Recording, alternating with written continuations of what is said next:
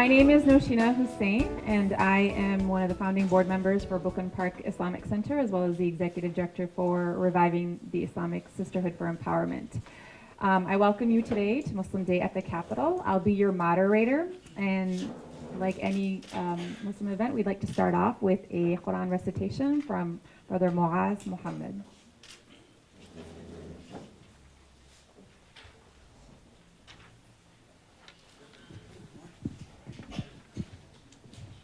السلام عليكم ورحمة الله وبركاته. أعوذ بالله من الشيطان الرجيم. يا أيها الذين آمنوا كونوا قوامين لله شهداء بالقسط ولا يجرمنكم شنآن قوم على ألا تعدلوا اعدلوا هو أقرب للتقوى واتقوا الله إن الله خبير بما تعملون. I have recited verse 8 of chapter 5 from the Quran. The translation of this passage is, O believers, be steadfast for God, witness to justice. Let not hatred against a people cause you to be unjust. Be just, that is nearer to piety. Be mindful of God. Surely, God is aware of what you do. Thank you.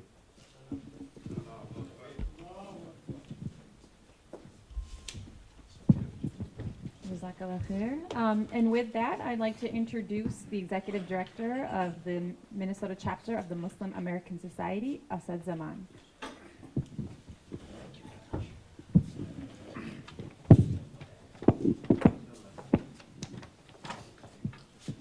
Assalamu alaikum. Greetings of peace. On behalf of the Muslim American Society of Minnesota, welcome to the 12th Annual Muslim Day at the Capitol. First, thank you to all of our 29 partners for their collaboration and participation in today's event. And our partners, whom I want to thank by name, are Al-Amal School, Alif Academy, Blaine Community Center, Brooklyn Park Islamic Center, Confederation of the Somali Community, Darul Farouk Center, Engage Minnesota, Gems of Light Academy, Good Deeds Charity, Islamic Association of Mankato, Islamic Center of Minnesota, Islamic Civic Society of America, Isaroon, Mankato Islamic Center, Masjid Abu Khadra, Masjid Al-Ansar, Masjid Al-Huda, Masjid Al-Ihsan, Masjid Al-Nur, Masjid Al-Rahman, Masjid Al-Tawbah, Masjid Al-Taqwa, Muslim American Society, Northwest Islamic Community Center, Rosemount Community Center, Rabata, Rise, Sisters Need a Place, and Tawfiq Islamic Center. Thank you all very much. Next, thank you to you, the participants, who have taken this opportunity to engage in this important civic activity. We live in troubled times. Several major presidential candidates have openly called for institutionalized discrimination against Muslims. They have called for forced registration of Muslims, and they have called for surveillance. We cannot allow the politics of hate to divide us. 80 years ago, Europe witnessed a populist leader who rose to power based on the vilification of the Jewish people. He created a system including a national registry, special identification badges, and restrictions on travel and movement of Jews. And this led to the destruction of the European Jewish community and devastation across Europe and the world. People of conscience around the world vowed never again. Today, the Muslim community asks Minnesota to help keep that promise. Muslim history in our great nation runs deep, and Muslims have made rich contributions to American society. President Obama's speech in Cairo in 2009 summarized this very aptly. He said, and I quote, "Islam has always been a part of America's story. The first nation to recognize my country was Morocco. In signing the Treaty of Tripoli in 1796, our second president, John Adams, wrote, 'The United States has in itself no character of enmity against the laws, religion, or tranquility of Muslims.' And since our founding, American Muslims have enriched the United States. They have fought in our wars, they have served in our government, they have stood for civil rights, they have started businesses, they have taught at our universities, they have excelled in our sports arenas, they have won Nobel Prizes, built our tallest building, and lit the Olympic torch. And when the first Muslim American was recently elected to Congress, he took the oath to defend our Constitution using the same Holy Quran that one of our founding fathers, Thomas Jefferson, kept in his personal library. My friends, there is much at stake. Regardless of party affiliation, it is our duty as Minnesota Muslims to engage on our local and national policies. In this beautiful country, you have the right to speak to your elected officials, and your presence is vital. Thank you. God bless you all, and God bless Minnesota.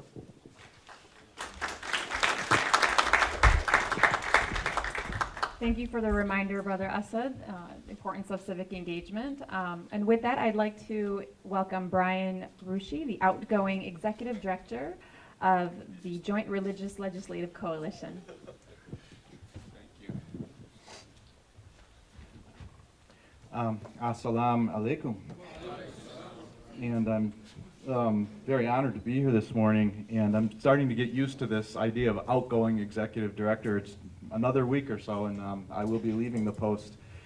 But one of the things I count amongst my joys in this position was the bringing in of the Muslim community in 2004, when the Joint Religious Legislative Coalition changed its charter and made the Islamic Center of Minnesota a full partner in the coalition. And I remember, I think the next year, our keynote speaker for Day on the Hill was Makram El-Amin, and I want to go back in memory and just say thank you for doing that and for establishing what grew to be great relations with the Muslim community.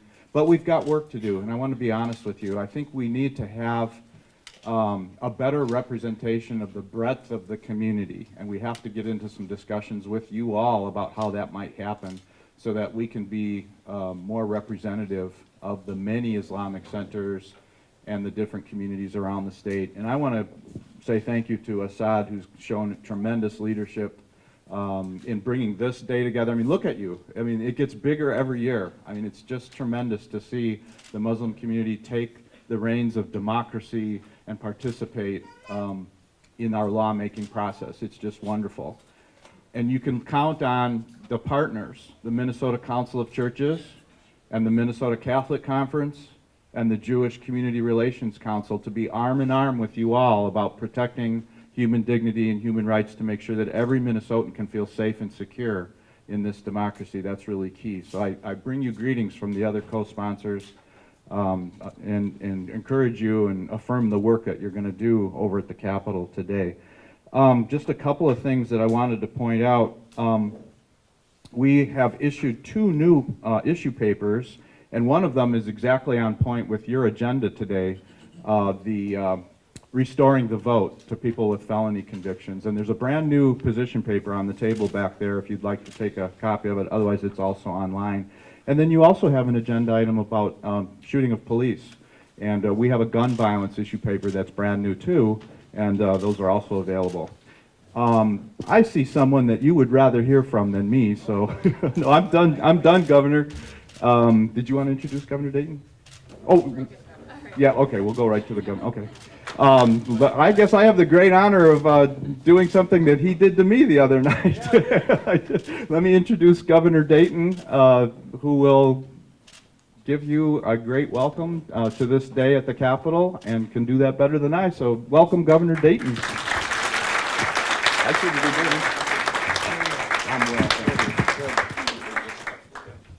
Well, and thank you, as we did the other night, for your 27 years, right. Extraordinarily dedicated service, bringing people together from all faiths and backgrounds, and thank you. I applaud you already, but you deserve it. Another one. Thank you.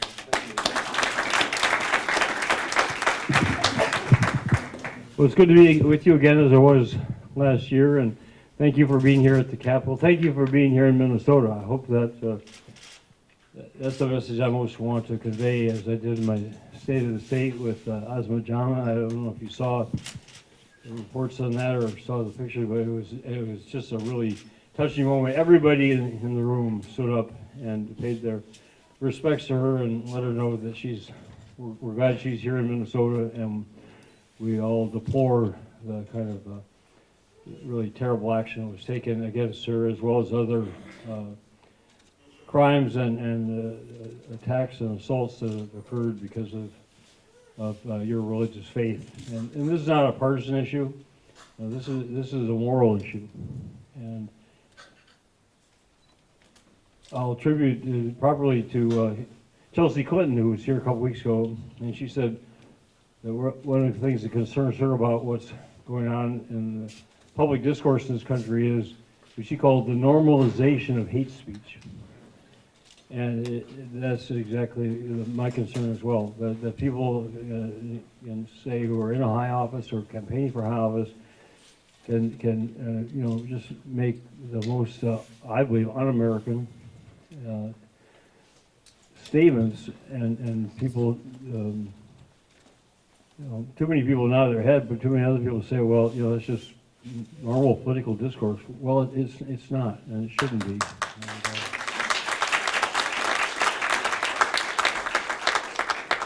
You know, the First Amendment of the Constitution is freedom of religion. It's not freedom from religion, it's freedom for religion. And it's freedom for every American to choose to worship or not worship according to their own faith and their own religious beliefs. Now, Thomas Jefferson took his oath of office with his hand on the Quran. And I just, you know, again, the message I want to convey most sincerely, and I'll use whatever moral authority I have. And I spoke, I had breakfast last week, as I do every year, with the Catholic bishops, and they stand ready to use their moral authority, which is considerably higher than mine, as well as imams and others, religious faith, rabbis and others.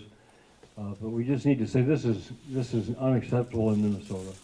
We're all Minnesotans, and as all of us stood up to say to as a John, I say to all of you, we're glad you're here in Minnesota, and we're going to do everything we possibly can to continue to move forward together. And I thank you for being here at the Capitol, as close as you get to the Capitol these days, to convey that message. And I look forward to working with you. And if you are aware of any other instances of vandalism or hate speech or criminal actions, whatever, please be, most of, I think, tend to get reported, but please bring them to my attention. And I'll go anywhere that I can to, as I went to the Columbia Heights High School, I had one of the best experiences of my life there. All the students, again, from all different backgrounds, all joined together in solidarity. It was just, the high school rafters were just packed, the gymnasium. So going to St. Cloud, and going to have lunch at Applebee's. I don't know if I've ever had lunch at Applebee's before, but, and I'm glad to see the chair of the Republican Party here. Again, once again, this is not partisan, it's not political, it's American. And we stand together with all of you. Thank you very much.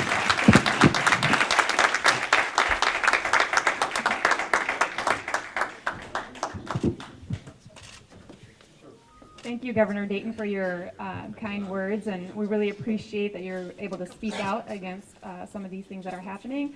And thank you for having an open door policy and being so accessible to our community. Yeah, well, but I'm not going to take pictures while other people are speaking. Okay. We can get selfies with the governor later. After having listened to Brian, we're actually going to now change directions to Ann Krisnick, who is the incoming Executive Director of the Joint Religious Legislative Coalition. Welcome.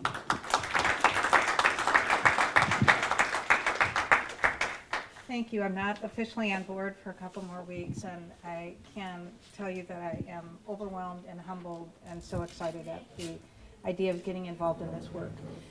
It is amazing to me to look at how in Minnesota, the only state, we built this coalition of Protestants, Jews, Catholics, Muslims to work together on issues of social justice. Our theme this year, when we talked with our members about going to the Capitol, was Moses, who's very important in all of our traditions. And like many of you said, I don't know that I'm really the one to go and talk to these big leaders in power. Needed a little bit of encouragement, needed a little bit of the right words to say, a little bit of guidance. But you all have the ability to do this. And I want to comment on one of the issues that you talked about, restore the vote, which is a big focus for the JRLC this year. All of our traditions, and certainly your tradition, talks about the dignity of every human. And one of the most dehumanizing things for someone is to come out of prison, they've done their time, and they may be unable to vote for 15, 20 years, even though we know that that's how we get people engaged in communities. So we want to make sure that we're building engagement with folks. I just say in closing, when you talk to your legislators, it's really important at the end to have an ask. Will you support this bill? Will you support this idea? And ask them when you're face to face what their views are on that. And in the end, we just want to say all of your brothers and sisters in the JRLC believe in the importance of all of us faithful citizens engaging our leaders in the really hard work of building a more peaceful and a more just Minnesota. So I want to thank you on behalf of all Minnesotans for the work that you do, and have a wonderful day. We do have some bookmarks about Moses for all of you if you'd like to take one, and this wonderful reminder, especially in light of what the governor just said. Moses is a reminder that a moral society is one that embraces the outsider and uplifts the downtrodden. And today you're speaking for a lot of people over at the Capitol who aren't able to come and speak for themselves. So thank you for that work. Have a great day.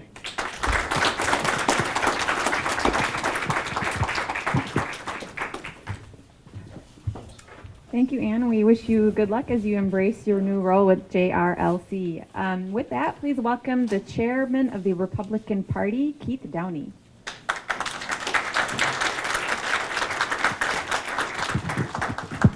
Thank you. It's great to be with you. Having been a legislator for 4 years, I remember very well the days of, I would say ordinary, but extraordinary citizens coming down and making their voice heard at the Capitol and in the halls with the legislators. So thank you for being part of a fine tradition and making sure that your voice is heard.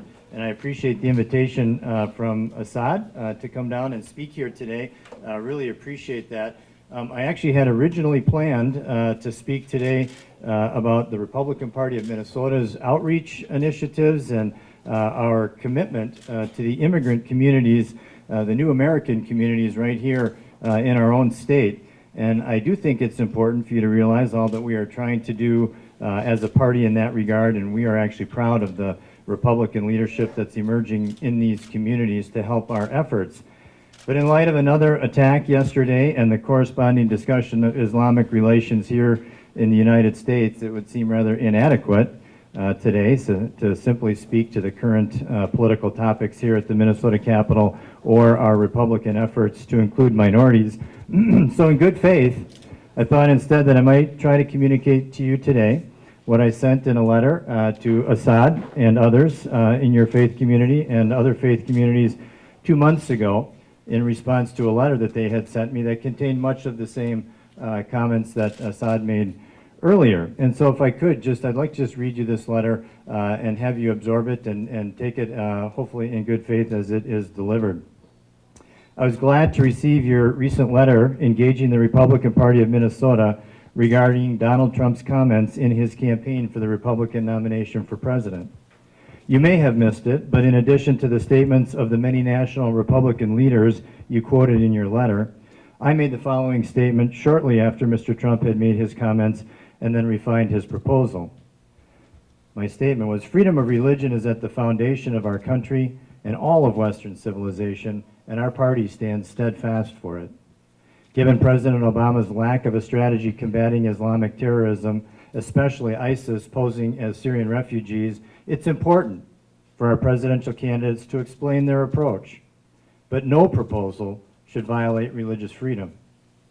It is important to oppose Donald Trump's or any other proposal to combat terrorism in a way that would threaten freedom of religion, including banning Muslims outright from entering our country, or tracking Muslims and shutting down mosques without cause. It's also important to recognize that a significant debate is being held about how best to protect against a very real terrorist threat. And with so many Americans concerned by President Obama's lack of a response, it is even more incumbent on the presidential candidates of both parties to explain their approaches. That debate should not be squelched, nor should free speech, the free speech rights of any candidate, be compromised, as was actually proposed recently by a member of the St. Paul City Council to ban Donald Trump from coming to and speaking in St. Paul. Regardless, the Republican Party has opposed and will consistently oppose any violation of religious freedom or any other constitutionally guaranteed right of our citizens. With regard to the threat of terrorism, our goal must be to protect all the American people, legally and constitutionally. Here in Minnesota, we seek to protect not only our citizens from imminent harm, but also our Muslim community from the grievous impact that would occur if there were an ISIS-related terrorist incident here. We stand together with you in your efforts to prevent recruitment and radicalization right here in Minnesota. It's important to note that 75% of Americans right now do not trust the government to protect them from a terrorist attack, and the political debate occurring in this context, unfortunately, is severely hampered by a lack of knowledge about Islam and the Muslim community in America. This is a challenge and a tremendous opportunity to educate people. Let me suggest that along with our very clear renunciation of Mr. Trump's proposals, there should also be an equally important positive affirmation by the leaders of the Muslim community that they support our nation's constitutional principles of pluralism and religious liberty, and specifically renounce any attempt to replace our constitutional system with Sharia law. It is an important time for the leaders of the Muslim community to show that its goals are to integrate into American society and our constitutional system while maintaining your ethnic and religious distinctiveness, and to embrace a pluralistic culture where we are all free to practice our faiths and have our voice in the public square within the bounds of a free society. Absent a greater understanding of the Muslim community's goals, a full and reasoned political debate about the proper response to the threats of terrorism will continue to be hampered and inflamed. More broadly, many Americans of goodwill are asking basic questions about Islam itself. We have no experience. Clear answers or simply a healthy dialogue would lead to a better understanding and unity. As a way to productively engage in such a dialogue, let me suggest the Muslim community undertake an effort to educate Minnesotans with regard to these topics, often discussed without context or any explanation in our media. Questions like, what is the spectrum of sects and differing theological threads within Islam? Specifically, what is the range of thought regarding ISIS, Sharia law, and the caliphate within Islam? How do Muslim Americans understand ISIS, Sharia law, and the caliphate in the American context? Do the tenets of Islam allow it to permanently exist within the constitutional system of the United States? These are no small questions, are they? And I appreciate that the diversity of thought within the Muslim community itself may make it difficult to answer them definitively. But it is this very discussion we need. It may be beneficial for the Muslim community to process these questions as well. Lastly, your letter asked for more than our opposition to Donald Trump's proposals. The letter effectively accused Mr. Trump of hate and bigotry and implied that his presence in the presidential race is a parallel to and a threat to repeat the rise of Hitler. On that, a slightly longer response is required, and my hope is that what follows will further the dialogue which you expressed a desire for in our exchange of messages. You can be absolutely confident that our Republican Party was formed for the specific purpose of ending slavery, and that having led the fight for civil rights, oftentimes against Democrat opposition, our party has a platform here in Minnesota that calls for civil rights for all and condemns the persecution of any religious, political, or ethnic group. The Republican Party represents a great choice for ethnic and religious minorities as they embrace the American dream and go about the hard work of building a bright future for their next generations. We respect absolutely respect the desire of those communities to integrate into American society while maintaining their cultural and religious distinctiveness. And we agree that politics should never be used to pit people against each other. Republicans believe in the value of every individual. At the same time, in both our political and policy discussions, Republicans encourage an open discourse on important issues like education, jobs, immigration, and national security. And with regard to the calls to condemn Mr. Trump for hate and bigotry, it's important to remind ourselves of the foundations of a free society and our liberal democracy. One of those foundations is that we trust in a system of laws, not men. It's why our Constitution protects free speech, freedom of conscience, and religious liberty. It is not ours to divine the hearts of others or bind their conscience. God shall judge those matters. But so as to further both liberty and order in society, it is granted to us, to the citizens, to judge the actions of others according to the law and under the equal protection of the law. So while I will oppose the policy proposals of Mr. Trump publicly, I will not take the next step of declaring him filled with hate and bigotry. A speculative condemnation of the condition of Donald Trump's heart would itself be a violation of civility, especially when the issue at hand is freedom of religion and, by extension, freedom of conscience and speech. Let me be direct. The all too common political tactic of attacking the character and motivation of one's opponent is the very antithesis of civil discourse. It shuts down dialogue. Also be aware that any short-term gain accomplished by a faith community embracing such political tactics simply invites the same in return. The forces of secularism will readily employ the same tactics in the language of hate and bigotry against religious traditions, faith perspectives, and their policy positions. I welcome your response. I also appreciate the substantial nature and the duration of such a discussion these topics would require, but I would welcome the opportunity to engage further with you. In the process, I am confident we will learn that we share a heartfelt desire for solutions to the greatest challenges facing the Muslim community and our shared community. And this, not by virtue of a short-term political back and forth, but by a fuller understanding of the integration Muslims desire and the aspirations of the Muslim community here in Minnesota.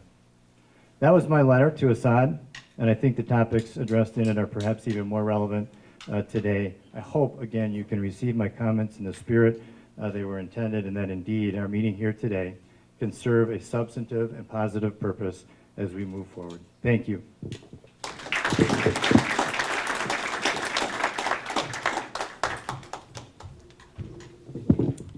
Thank you, Mr. Downey. I hope that you'll be able to connect the community with discourse and dialogue with the 29 different organizations that are here. I'm sure they'd be delighted to host conversations to further our mutual understanding and build relationships. With that, I'd like to invite Bishop Patricia Lull of the Evangelical Lutheran Church of America.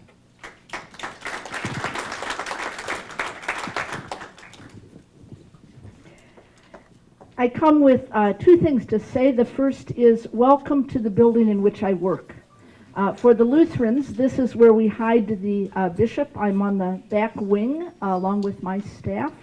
As the Evangelical Lutheran Church in America bishop for the East Metro, I bring you greetings on behalf of 115 communities of faith that are part of that synod. We are so grateful not only for your presence here today and your work addressing our legislature, but your work in being our neighbors. And it's really that second word that I want to share with you with some urgency today. From the Lutheran community, we say how grateful we are that you are part of Minnesota.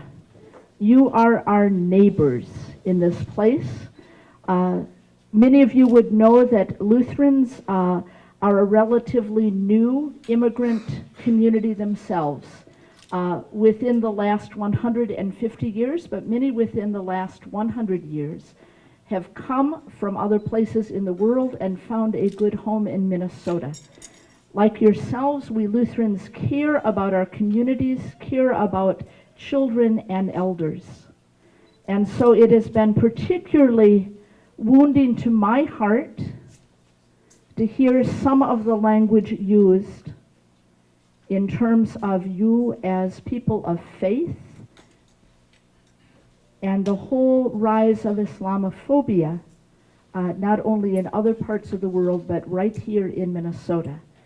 Thank you for allowing me as one Christian leader to say how much you belong in Minnesota and how your Lutheran colleagues are ready and have been stepping forth to make sure that your place is one of respect and prosperity and safety, not only in the Twin Cities, but throughout the state of Minnesota.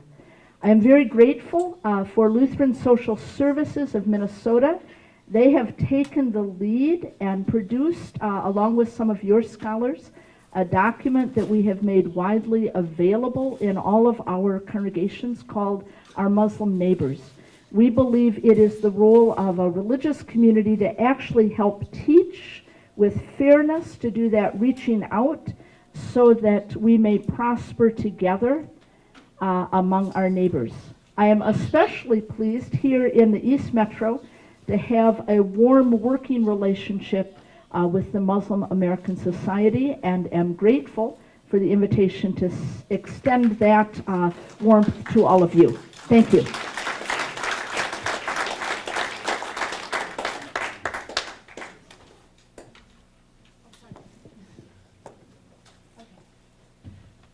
Thank you, Bishop Patricia. It's really appreciated that we have an ally within the Lutheran community. With that, I'd like to introduce Imam Makram Al-Amin of Masjid An-Nur.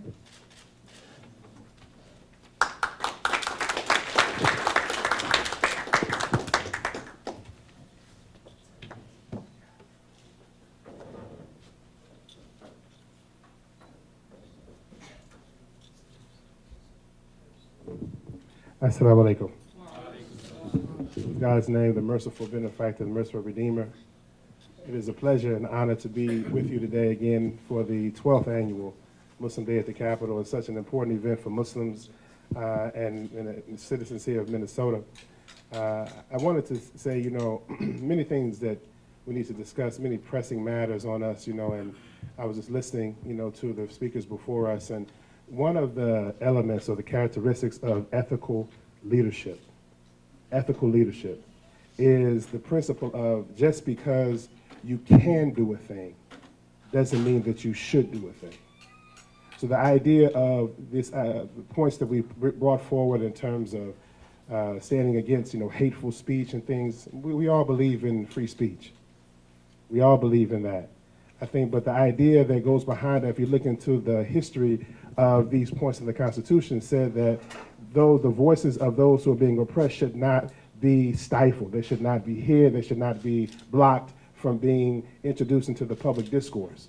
And I think that this is one of the things that we need to be cognizant and aware about as Muslims, as Americans, that we have this beautiful opportunity to speak in many countries that we come from that doesn't provide or afford us that opportunity, to be quite frank.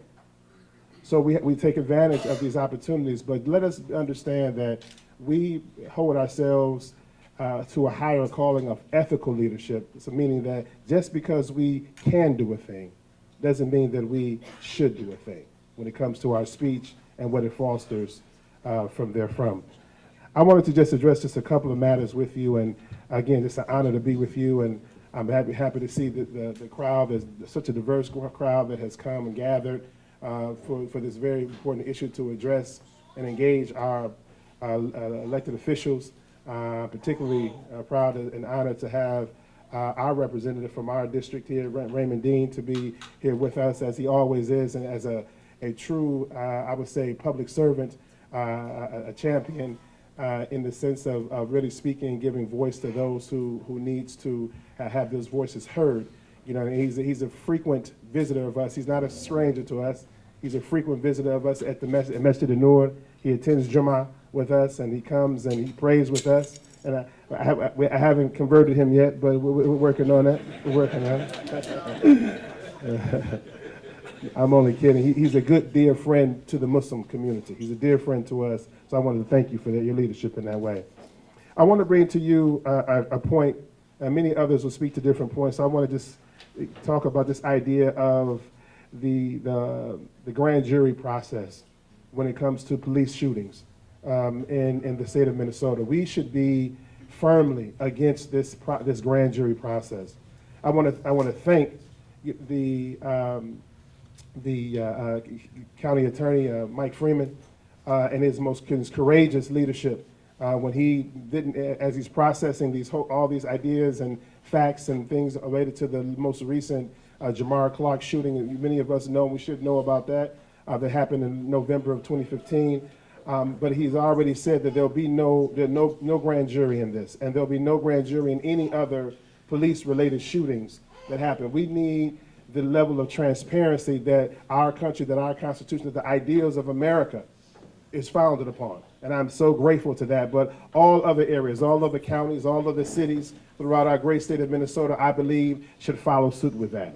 Let me give you just a few statistics to kind of give you an idea of the problem.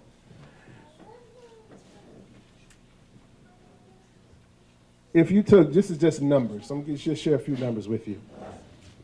If we took 1,000 whites and 200 blacks, a ratio of 5 to 1, and they committed the same crime, 1,000 whites, 200 blacks, 5 to 1 ratio, and they commit the same crime, 100 whites would be arrested and 74 blacks would be arrested. 50 whites would be convicted and 48 blacks would be convicted. 19 whites would be sentenced to prison, whereas 24 blacks would be sentenced to prison. Again, we're talking about ratios of 5 to 1. 1,000 whites and 200 African Americans. There's a problem. There's a systemic problem.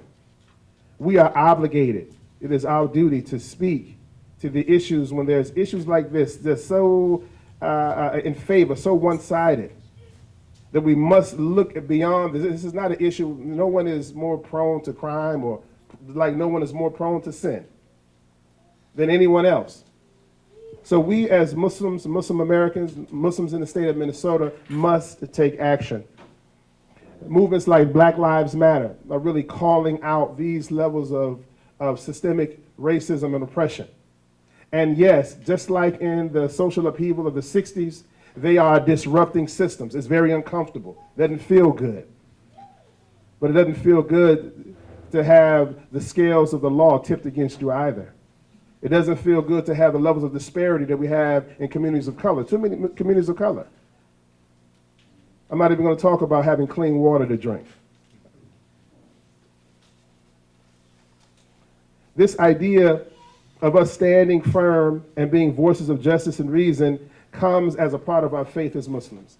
And as I hear from our wonderful bishop and other communities of faith, this is where we find common ground.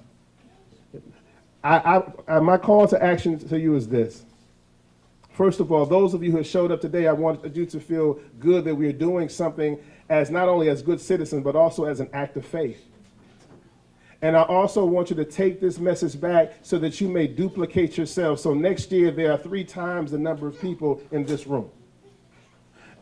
And lastly, I will borrow something from our Republican leader who came and spoke to us. What is his name? I can't think of his name. Keith Downing. Let us engage. We must engage. It is our responsibility to share the correct and proper perception of Islam to the public. So you must do more. If elected officials are not coming to your mosque, then you have to change that. If you are not going into public spaces, you have to change that. If you're not serving as delegates during the election, you have to change that. If you are not going into places that matter, then you have to change that. So my call to you today is not only that we come here on this wonderful 12th, and I thank the Muslim American Society for their leadership in gathering us as a Muslim community here, to do this for 12 years in a row, a level of consistency that is something that we should thank them for. But I'll also say to you that take this back to your communities. Take this issue that you are to be that light, that beacon of hope for those who can't and haven't been able to speak for themselves. And lastly, dear Muslims, if we make the mistake, the critical mistake of only speaking up when it affects us, then we're doing ourselves a total disservice. And believe me, in this level of social media and all eyes being on all issues now, people can see right through that. So I implore you to get engaged. I implore you to be involved, and I want to thank you for your presence today. Thank you. May God speak to you with you.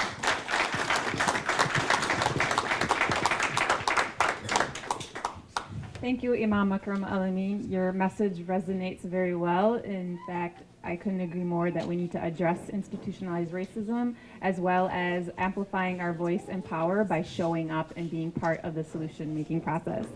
With that, I would like to introduce Representative Raymond Dean.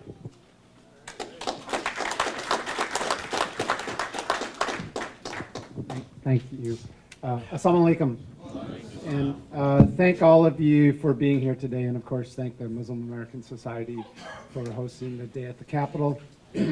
It's really important to see all of you around the Senate office building and around the state office building and talking to your legislators. It's a critical interaction that really can't be overestimated. So enjoy yourselves today and show the face of the Muslim community here in the state of Minnesota to maybe some folks who haven't really seen it or paid attention. So thank you.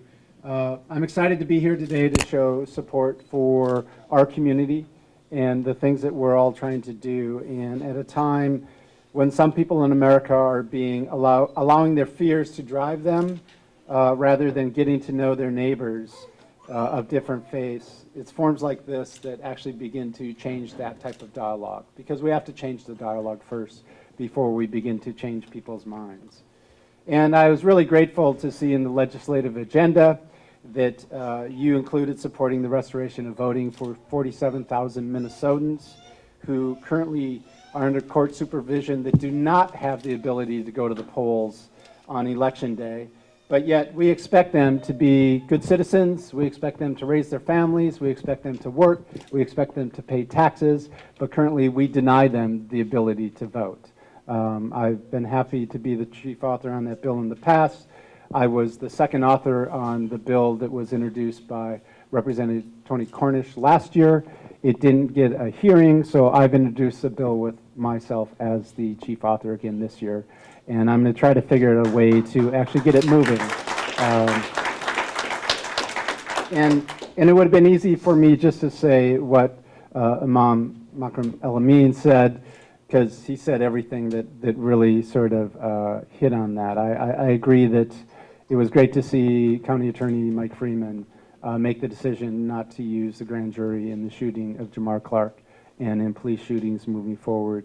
And I know that there's been a lot of talk about pulling together some legislation here at the Capitol to make it a state statute. But, you know, it will go somewhere in the Senate. It may not go anywhere in the House, but that doesn't mean we shouldn't try. We'll see what we can do this year, and if maybe not this year, then hopefully maybe next year we'll be able to pass the legislation around this. And lastly, you can count on me to be including, you know, issues related to what's going on in our country and the world around about Islamophobia. I mean, it just is amazing to me how some individuals allow their ignorance to drive their words and to drive their actions, when really it is having them become aware and putting them in situations and getting them to understand what something that they really don't know about, and that they really, you know, their fear is driving them in a way. And unfortunately, we also have some people that are really trying to tap into that fear and really trying to escalate that fear. So you can definitely count on me whenever I hear that type of speech or those types of things to push back and to talk about the community that I know and to talk about the people that I worship with on Fridays when my schedule allows at the masjid. You know, people always ask me, so you go to the masjid? Why do you go? And I said, you know, I went because I had spent many, many years of being bombarded by media about the Muslim community. And I figured the way to find out about the Muslim community was to be in the Muslim community. And ultimately, what I found is the message at the masjid is real similar to the message at the temple. It's real similar to the message at the church. And I think there's a common message about caring for your brother and helping your brother and being a good citizen and a good person in the world. And I'm grateful for the past several years and the messages of the imams that speak at Masjid An-Nur, because you've actually really had an impact on my life. And I'm really, really grateful for that. So with that, I'm going to go. I know there's lots of other people that want to say words, but again, thank you all for being here today. And don't underestimate what you're going to do today when you talk to your legislators. Thank you.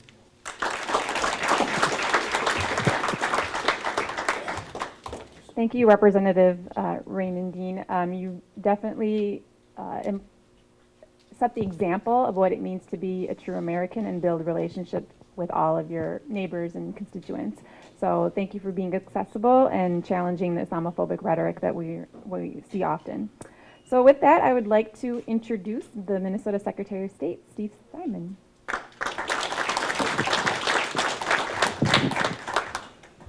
Thank you so much. I'm Steve Simon. I'm Minnesota Secretary of State. I have spoken a number of times before you, and I really applaud you for coming here today to the Capitol and to interact with people in state government.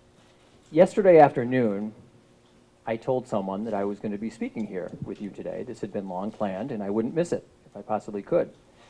And this person said to me, do you think it will be a little awkward coming to speak at Muslim American Day at the Capitol the day after the terrorist attack in Belgium?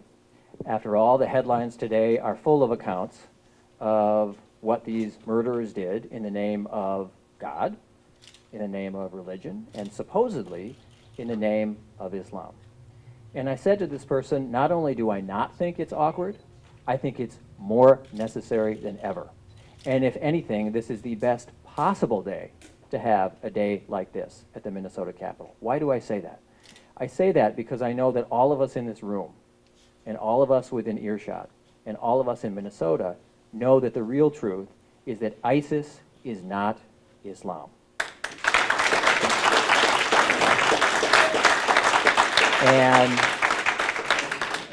And I can think of no better time than to have this day at the Capitol than a day like this. It couldn't have been planned any better in advance, because now more than ever, the message that all of us in this room are taking to our lawmakers and others is that ISIS is not Islam. Can you say that with me, please?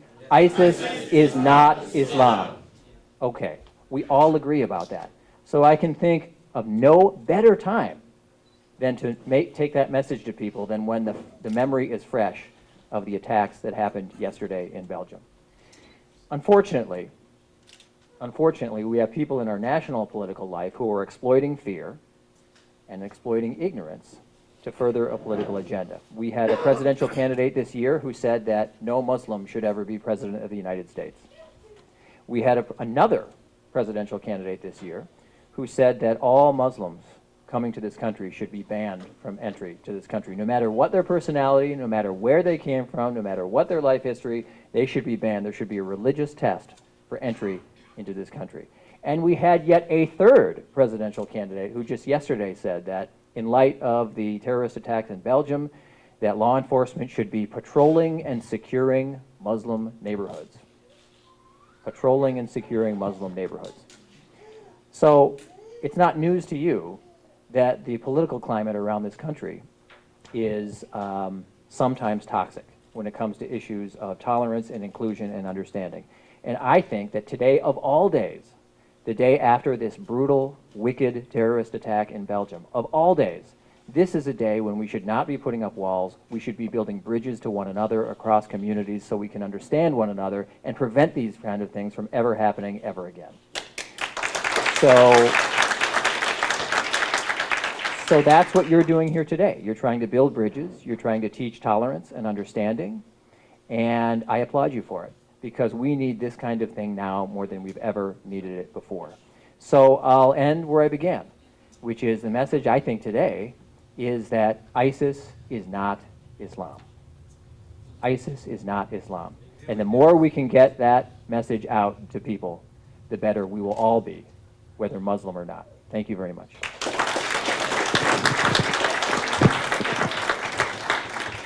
Thank you, Secretary of State Simon, for reiterating that terrorism has no religion. With that, I'd like to introduce the Minnesota Attorney General, Lori Swanson.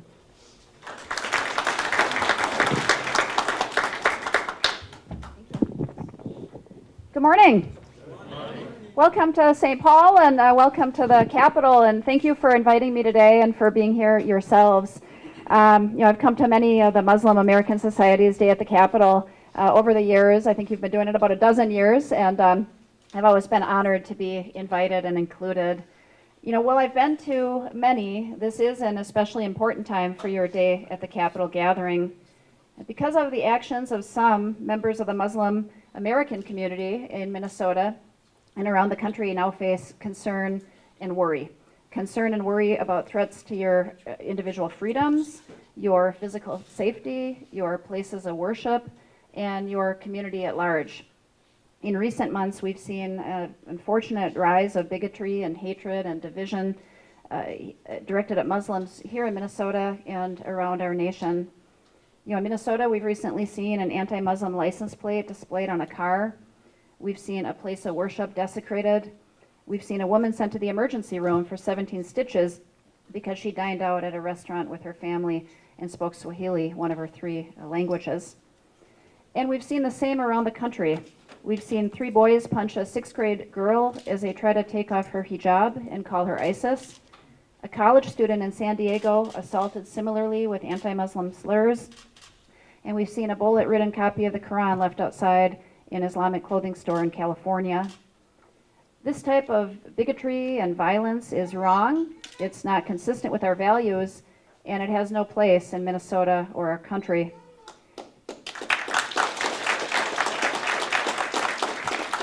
It doesn't represent the views of the majority of Americans or Minnesotans, and it defies everything we stand for and believe in as a state and country. Values like religious liberty, inclusiveness, and respect for the individual and individual rights. Dr. Martin Luther King once said, "An attack on religious freedom anywhere is a threat to religious freedom everywhere." He was right when he said it, and he's right now. Those who promote prejudice and bigotry, or who practice violence and destruction, they do so to intimidate and to bully and to divide us. But we cannot allow that kind of division. The best antidote to hate and narrow-mindedness isn't silence. The best antidote is participation. The cornerstone of democracy is and always has been civic participation. The best antidote for hatred acts and rhetoric is for all of us, both Muslims and non-Muslims alike, to speak out against it, to denounce it, and to redouble our efforts to participate in civic affairs that promote the opposite values, like you're doing here today. Those values include equality and justice under the law, and religious and individual freedom. Your being here today reminds us of these values, and it helps lift up and join together our fellow Minnesotans. Now, one of the things you often see about the Capitol, whether it's here in Minnesota or whether it's the nation's capital, is all too often the only people who show up are the people who are paid to be there. They're paid to be there as lobbyists, they're paid to be there by an organization, and they come because somebody paid them to be there as part of their job. You're here not because anybody paid you to be here. You're here to represent the best of what democracy is all about. You're here because you care and you want to participate in democracy. Nobody paid you to be here today. So, and never underestimate the power of that. When people walk in and you talk to legislators and you talk to elected officials about things you care about, never ever underestimate the power of that. Just that simple visit to an office, it's fundamentally important.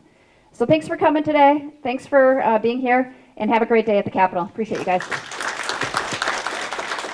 that, I'd like to introduce Imam Muhammad Dukli from Masjid al-Ansar.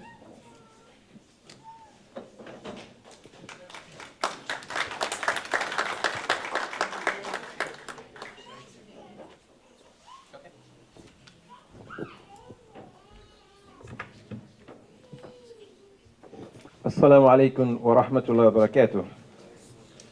الحمد لله جلت قدرته وتعالت حكمته وتعالى جده ولا إله غيره.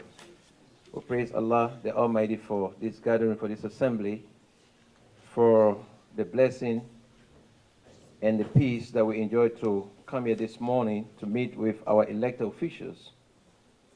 But let me just be quick to point out to our lawmakers and to everyone here, Muslims in Minnesota, we are not asking for special privileges. We are not asking for this. All we are asking for what is guaranteed under the Constitution and laws of the United States. We are not asking for special privileges or special places in this area. We're here to talk to you, our lawmakers, to ask you, with all due respect to you, to be inclusive in your public statements. That means what you say should not be in ways that we discriminate against any particular group in the society. This is not too big to ask for. That's why you ask us to elect you. Be inclusive. We also ask you to oppose any hate speech. I heard someone say about freedom of speech. Perhaps sometimes we are reading different constitutions, but if you read a constitution, it actually says that you are fully responsible for the abuse thereof. If I walk into the movies and say, fire, of course, it's a crime. It's a crime. Honestly. So why are we holding people responsible for that, but when they speak and show hatred in their speech, that we should not talk about it? It's not freedom of speech. Anything that can divide us in the country should be avoided. The Constitution talks about helping to promote national unity, cohesiveness, working together as a people. And so anyone deviating from that should be condemned. Should be condemned. Should not be saying that because they have right to free speech. If that's the case, there will be absolute chaos in the whole country. We don't need that. We are asking our lawmakers to speak against Islamophobia. The reason why I said that we should not be saying that we asking for special privileges, because this will go against us. I want for the lawmakers or political leaders to understand that Muslims are part and parcel of this country. They should see you as sons and daughters of the soil, not someone who is asking for handouts. When we start asking for handouts, we are just confirming what those political deviants are saying. We should not be that way. We should be asking our lawmakers to do what they are elected to do. And then we should also ask them to visit our centers. Some of them, like Mr. Dean, being coming to Masjid No forever, even before he was elected, he was coming there. So we should encourage our lawmakers, invite them to our worship centers for them to come and see what Islam is all about.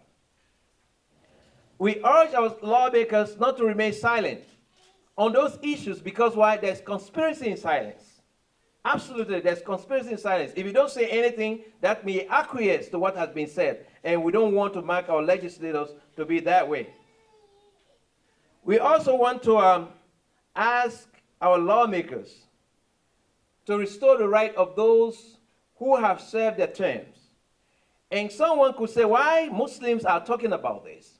Because Islam asks us to advocate for justice for all, not just for a few, not just for Muslims, not for our brothers or friends or our close neighbors, but even those you don't know. Islamic justice, like our little brother read the Quran, if you want to be just, you have to be just for everybody. And so we are asking for restoration. And not only that, Islam teaches us about restorative justice. If somebody has served their term, Islam talk about forgiveness. إِلَّا مَنْ تَابَ وآمن وعمل عملا صالحا أولئك يبدل الله سيئات حسنات. In the Quran, because of this ayah, we should be advocates for the restoration of rights of those individuals who have been denied their voting rights. And I believe that if they have served their term and they are repentant, they should be restored. I think we should be meeting our lawmakers to do this. Now, one of the reasons why we are here, one of the presidents of the United States, Woodrow Wilson, said, is that those who will give up essential liberty to purchase a little or temporary safety deserve neither liberty nor safety. So we are not here to purchase temporary safety. We are here to purchase our liberty. We are here to advocate for our peace and justice, for our women, for our children who are going to school, who have been discriminated against. Having said that, I want to close on this. No one, and we mean this, we say this with emphasis, no one should make anyone to feel uncertain of their future. Because this heightened political rhetoric we are seeing is about that, to make us feel uncertain of our future. No one should have that right. Minnesota is not like that, and Minnesota lawmakers should not be in position to support those kind of stuff. We ask Allah subhanahu wa ta'ala to restore peace to all of us, harmony and tranquility in the state. Lastly, I'd like to join the rest of you who have condemned the recent attacks on Brussels. I believe attack on innocent people is attack on humanity, particularly the magnitude with which these attacks took place. At the international airport, this is a major hub. People come from all over the world, Muslims, Jewish, Christians, and everybody assembled there. I think this is not right, and it should be condemned. So I'd like to join all of you who have condemned it, and also ask for peace and for the families who have lost their loved ones and those who are hurt. We ask Allah to restore them, and then we also ask Allah to give us peace and security in this country and everywhere else in the world. An attack on one country is an attack on every single country. I say thank you, bravo, brothers. Lastly, let us hold together. Our strength is in unity. When we divide ourselves in sects, this group, that group, then we are ready to head for failure. Assalamu alaikum wa rahmatullahi wa barakatuh. Thank you, Imam Dikli. I hope appreciate your prayers and dua.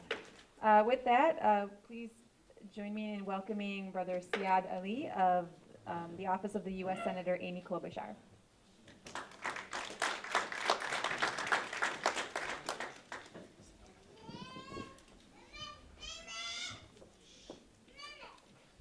Assalamu alaikum wa rahmatullahi wa barakatuh. May peace be upon all of you. My name is Siad Ali. I'm an outreach director for U.S. Senator Amy Klobuchar. I'm also a member of Minneapolis School Board. I'm also a member of Muslim communities of Minnesota. I'm here on behalf of Senator Amy Klobuchar believes that Muslim Americans contribute economically and culturally, and they are part of the state of Minnesota, and she appreciates the friendship and the services that we provide to our communities. Senator Amy Klobuchar is a good friend of Muslim community. She wanted to be here, but unfortunately, due to her schedule, she could not be here. So, having said that, as myself, a member of Muslim community, my Imam Akram and Brother Assad spoke for me. Their kind words, in fact, their speech was, they spoke for me. And I want to say, we as Muslims are united, and we are here to stay, and we want to make sure that we defend our rights. Hate speech has no place in Minnesota, and we will be against that. It's unacceptable to disrespect our communities, and we will do everything possible to make sure that we address these problems. We also would like to remind our legislators that we, as Muslims, some of us are new immigrants, some of us have been here for generations.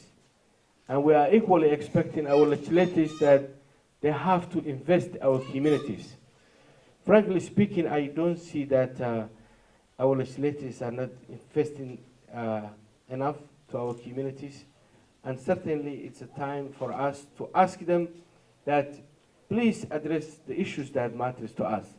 And some of the issues that Brother Imam Makram spoke, especially like the police brutality and all these things, I think it's our issues. As a Muslim, we have to make sure that we have to stand up and make sure that our leaders, our elected officials have to hear our voices. So thank you very much. May God bless you. Assalamu alaikum wa rahmatullahi wa barakatuh.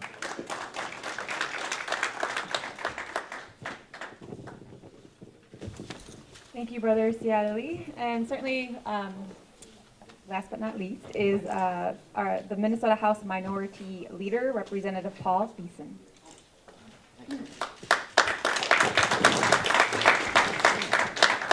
Well, thank you for being here today and coming down and talking to your elected representatives, because that is how we make progress in the state of Minnesota, and hearing your stories is important. And I just really wanted to come and say exactly that, to thank you for being here at the Capitol, and thank you more importantly for being here in Minnesota, because the future of our state is in this room right now, and we need to remember that as we move forward. There are lots of issues that are on the agenda this year, but I'm pleased that really for the first time in my 14 years at the state legislature, the issue of equity and justice around different communities is on the front burner instead of on the back burner. And I think that that in itself is really important, but it's only the first step. And if we squander this opportunity this year, which is presented in front of us, we will have squandered a really, really significant chance to make real change for Minnesota and do better for all Minnesotans. So I hope that as you talk to your legislators today and over the next several weeks, that you hold us accountable for making progress on these issues. And I guess the other thing that I really want to say is that right now we're in a very difficult and challenging time across the world.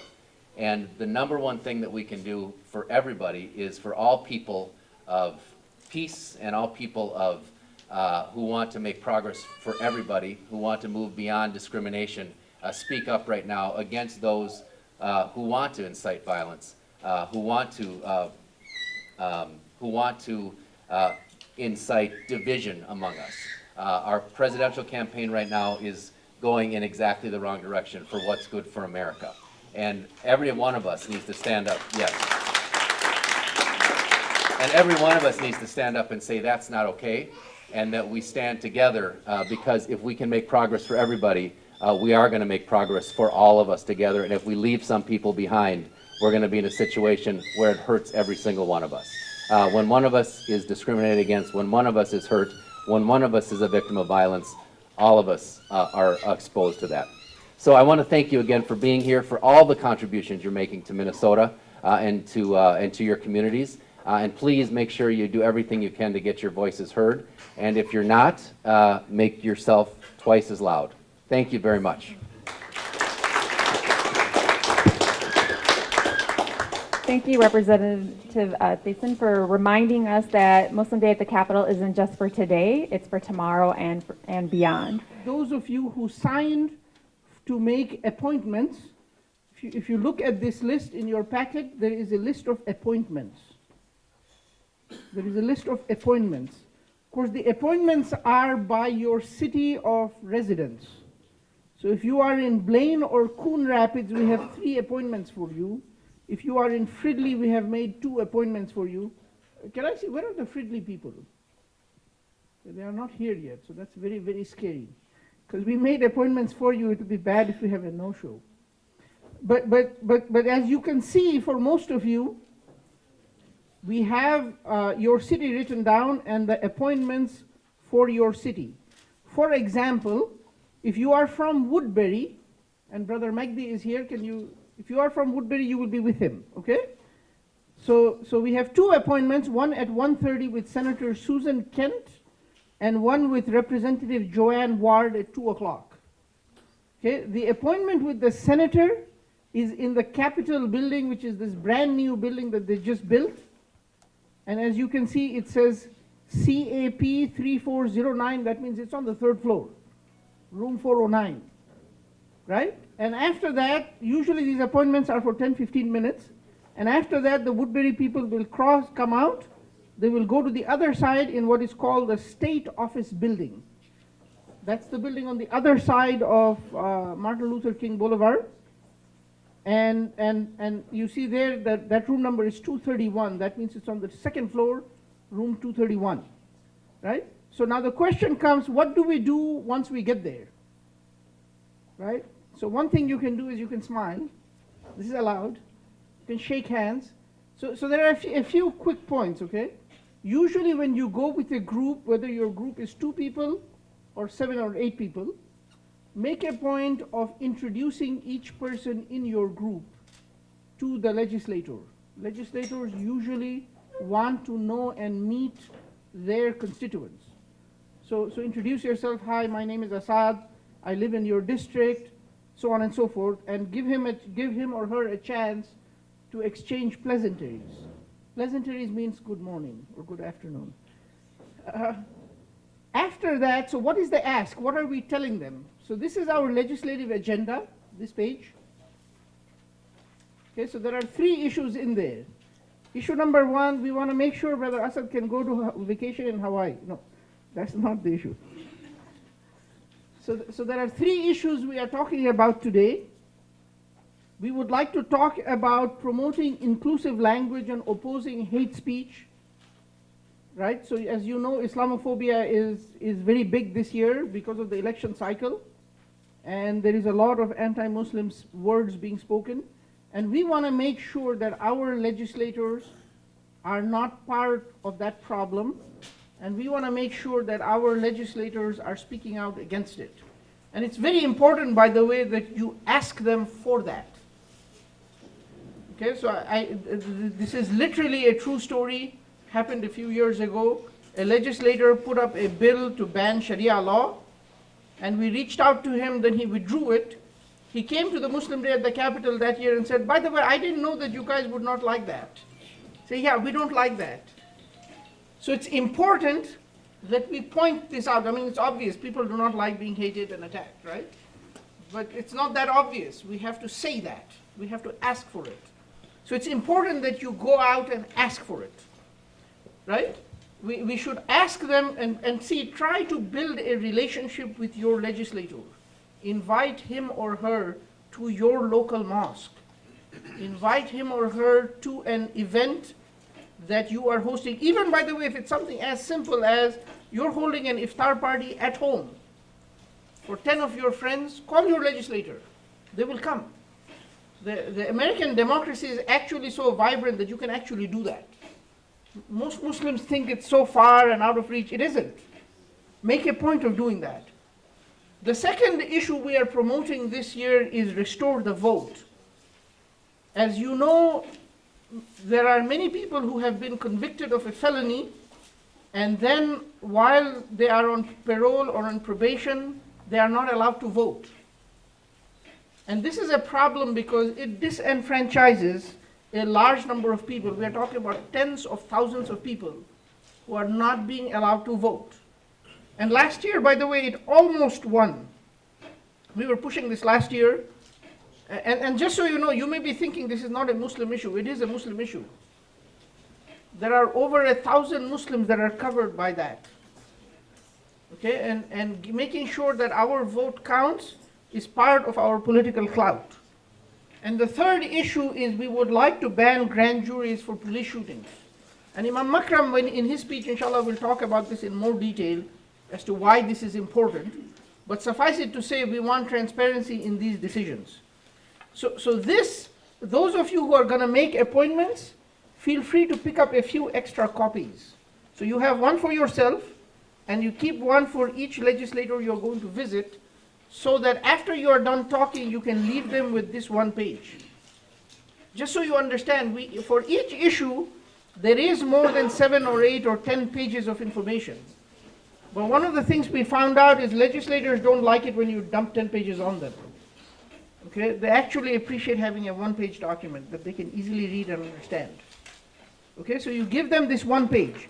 In addition to that, there is another one-pager that you should be giving to your legislators. And this is about Muslims in Minnesota. Okay, so this basically just says that there are many Muslims in Minnesota and we're good people. But it says that in more words. Take a minute to read it. Any questions or comments so far? Okay, so the training was perfect, right? No questions. Yes, sir. If we go for an appointment and then the senator or legislator is there, what should we do? If the senator is there or not there? Is not there. Oh, yeah. So if the legislator is not there, so first of all, let me make this point clear, okay? When you are speaking to legislators, the legislator may or may not agree with you. By the way, the point of the day at the Capitol is for us to tell the legislator our viewpoint, not to force them to agree with us. Okay, they may not agree with us, in which case it's our job to politely listen to them and for us to politely tell them what we feel.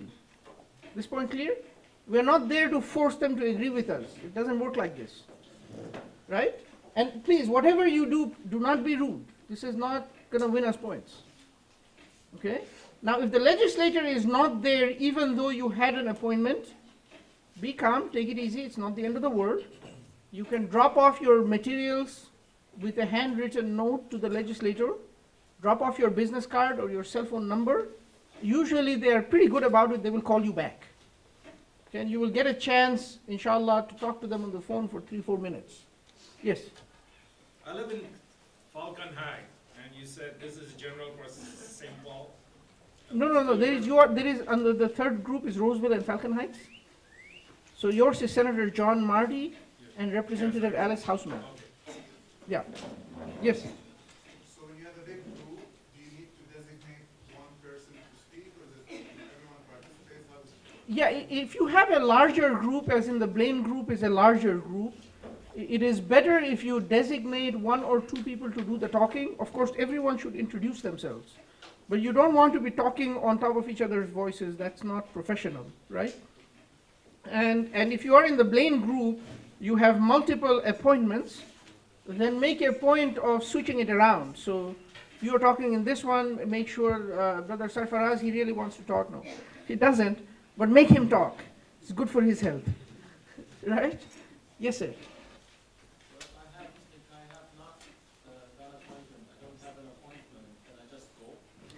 Yeah, you can, if you don't have an appointment, you are welcome to just drop by, but understand that legislators in general are very busy people. There's a high probability they cannot meet you, so don't take it personally. You can drop off your note, a handwritten note, request them to call you back, and hopefully they might call you back. The other thing we should understand, a lot of the business of the legislature is done by the legislative assistants.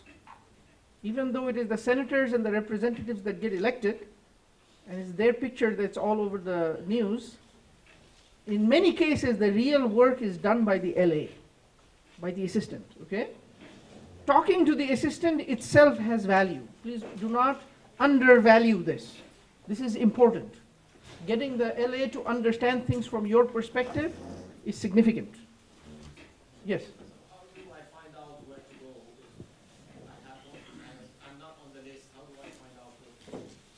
Actually, let us step aside and I'll show you how you can go on the website. There is a website called Find Your Legislator from the Secretary of State's website or from the Minnesota Legislature's website. And then you can look up the name, and usually they will have, their offices will be in one of 2 buildings, regardless of who they are. They will either be in this state or in this Senate office building or in that state office building right there. Okay, and chances are one will be there and one will be there.